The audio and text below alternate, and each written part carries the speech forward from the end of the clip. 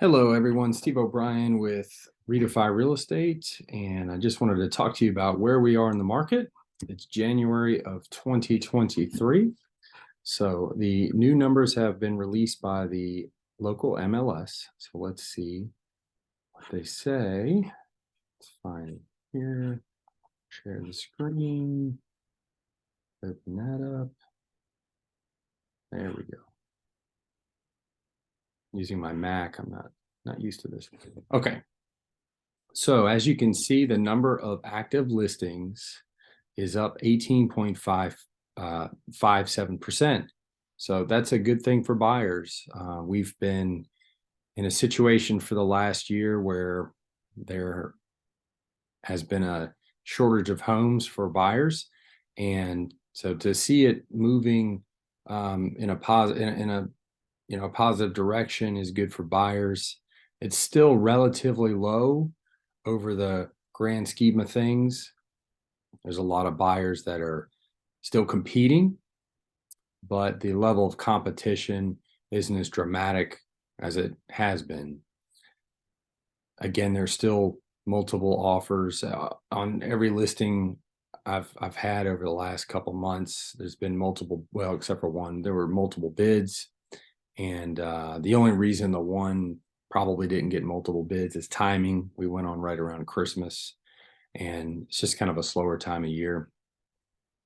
And the rates had jumped, which was kind of slowing everything down. Everyone was trying to figure out what's going on. So I think as things settled and we are starting to see rates come down a little bit, you're getting more buyer activity. But the number of listings is higher than it was in 2021. Again, 2021 and parts of 2022 were just unprecedented. So we're getting back to that quote neutral market, but overall, I'd say we're probably still we could still stand to have more inventory for buyers. The number of pending sales is down 30%, as well as settled sales, basically 35%. So those two numbers are going to run in a similar way. But what it's showing you is that there's less buyers out there buying. And I think we can attribute that to the rate increases that we've seen. And, I'm seeing December 2022, which means for pending sales, and the settled sales is down 35%.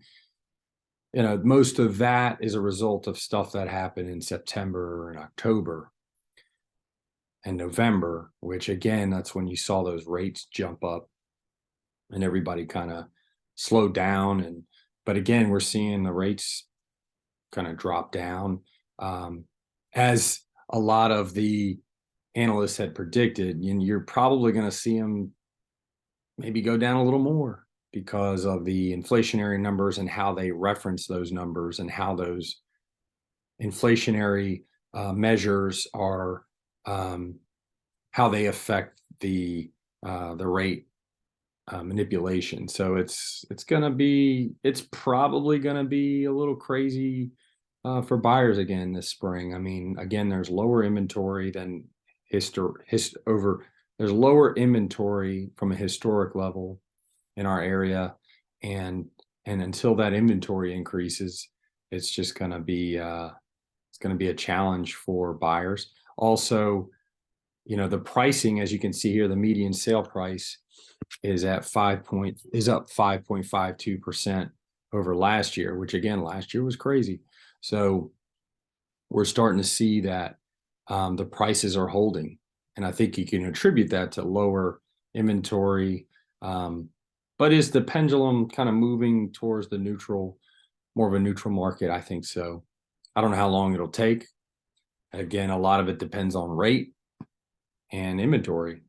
So we'll see how that goes. But overall, it's getting a little better for buyers. We're starting to see some closing costs negotiated, home inspections negotiated. So I think it's still if you're going to commit to a house for 7 to 10 years, I think the average person owns a home for 7 years.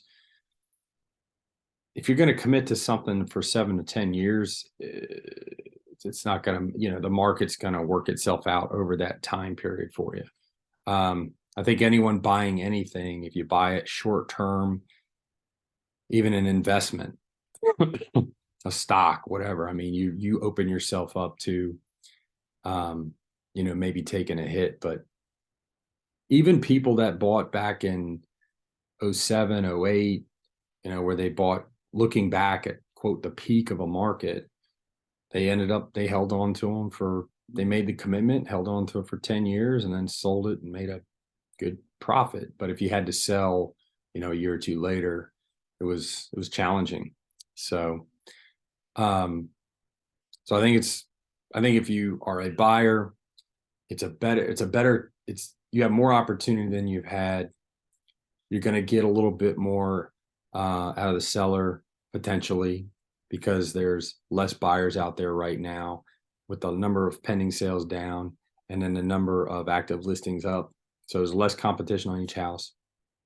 The median sale price is higher, but we'll see how that goes. The nice thing though is the median sale price is up 5%, but you're not having to bid 30, 40, 50 grand over the sale price. So some people will say, well, it's the